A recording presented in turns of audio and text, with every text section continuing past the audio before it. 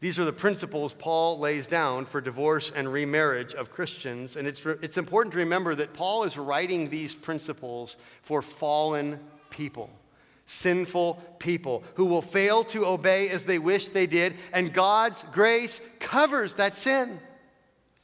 God's grace covers those who sin sexually and those who sin through an unbiblical divorce or an unbiblical new marriage.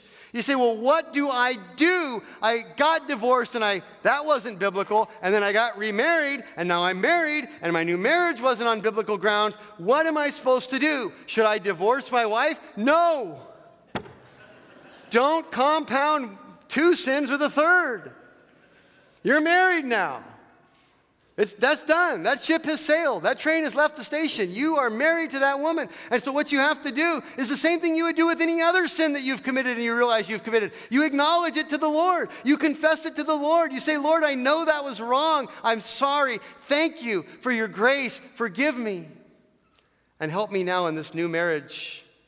Would you bless it? Even though it didn't start, but we were repentant and we realized we shouldn't have done what we did, but we did. And so, Lord, help us to live for your glory now in this situation that started off in a very displeasing way to you. Lord, will you transform this? Isn't that what God does? Takes sinners in situations that we never should have gotten ourselves in, that are terrible situations that were violations of his will, and he redeems us, and he redeems our circumstances, and he transforms all of it, and he ends up glorifying himself through even our failures.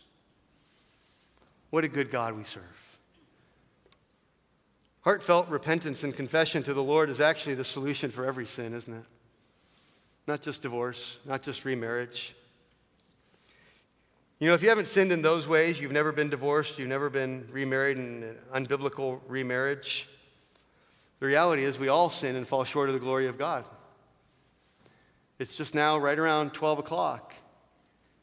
You've been awake for maybe 4 to 6 hours. I assume some of you sleep in a little more since you come to 10:30, so.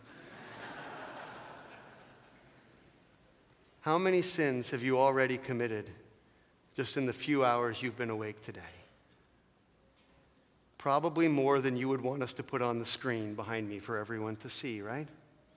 Same for me. What's the solution to that? To sit around and just kick myself and talk about what a horrible sinner and terrible person I am? No.